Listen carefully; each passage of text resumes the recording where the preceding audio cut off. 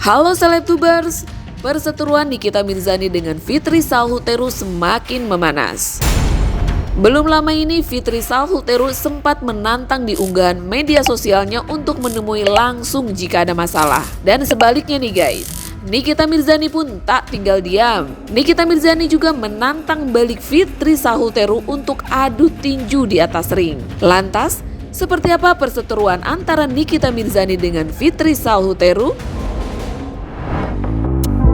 Sejak saya main sosmed, saya bukan orang yang mau adu kata-kata di sosmed dan bukan orang yang suka menanggapi apapun ulah fitnahan di sosmed. Saya diajarkan tidak meladeni manusia yang hanya bisa menyalak seperti binatang. Kalau ada orang yang merasa saya ini sebagai petaka atau merasa punya masalah, silahkan datang ke rumah atau ketemu saya saja.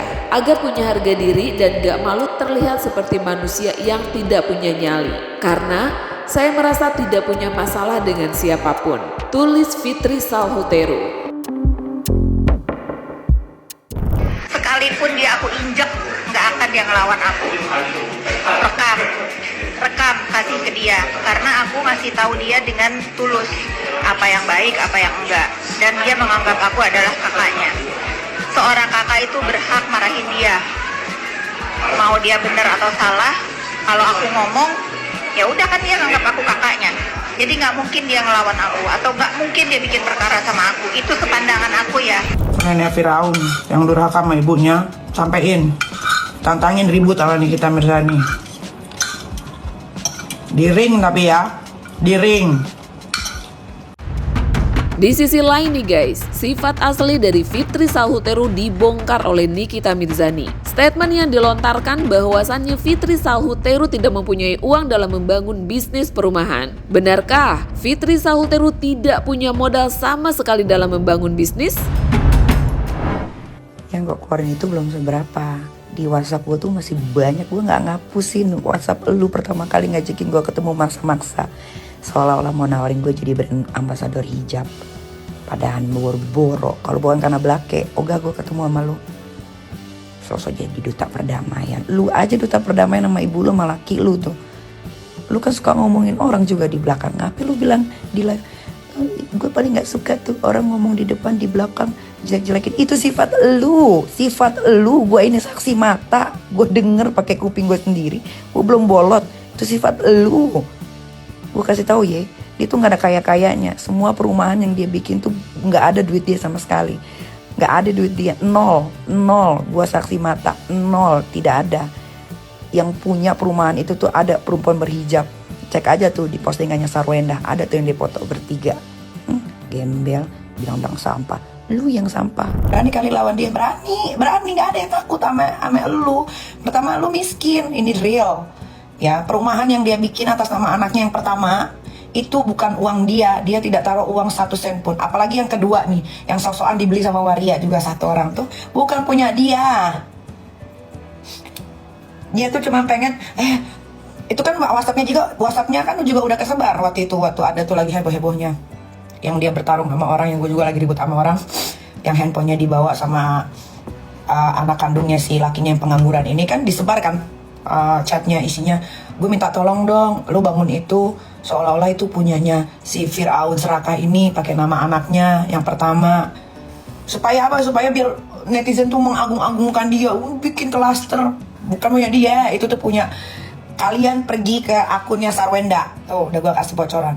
Dia ada foto bertiga, salah satunya pakai hijab. Itu yang punya uang, itu yang punya tanah.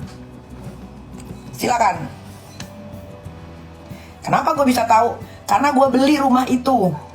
Awalnya dia bilang dia mau kasih gue gratis kalau gue promosiin. Udah jadi rumahnya, udah gue promosiin, udah gue taruh di YouTube, udah gue taruh di IG, udah gue taruh di story sebanyak mungkin. Itu kalau dirupiahkan itu udah dia. Kalau dirupiahkan itu secara profesional itu dia harus bayar ke gue 2 miliar lebih. Ya tapi karena dia selalu bilang nanti lu gue kasih aja atau nanti gue kasih diskon yang banyak, dalam otak gue banyak itu kan banyak banget. Paling gue disuruh bayar cuma 100 atau 200 dengan harga rumah yang gue beli itu misalkan 700 juta, 800 juta ya kan. Atau di free-in karena kan harga profesional orang kalau mau kerja sama gue di YouTube itu kan 350 juta. Gue kan orangnya nggak suka banyak kayak argumentasi untuk hal-hal kayak ya udahlah Kalau cuma di diskon 10 juta ya udahlah, biarin aja. Tuh, gue mau biarin rame, gue udah capek, gue sakit hati, anak gue dibikin nangis di depan orang-orang. Emang lu keterlaluan, gak ada otaknya, lu laki bini, lu emang dajal.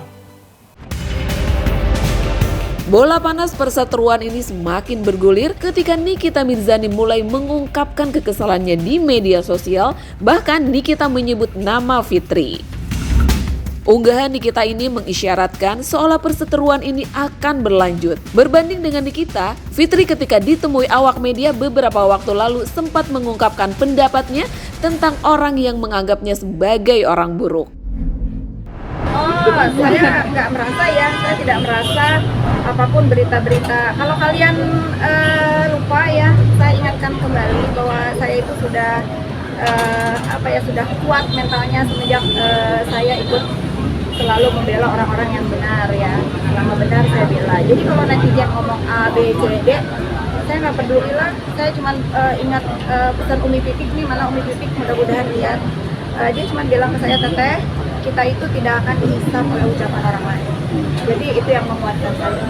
Siapapun yang ingin memfitnah saya, siapapun yang ingin berkata buruk tentang saya, silakan. Karena saya tidak akan diadili di akhirat nanti dengan ucapan mereka. Tapi mengganggunya seperti apa sih Kak Fitri? Saya nggak merasa terganggu.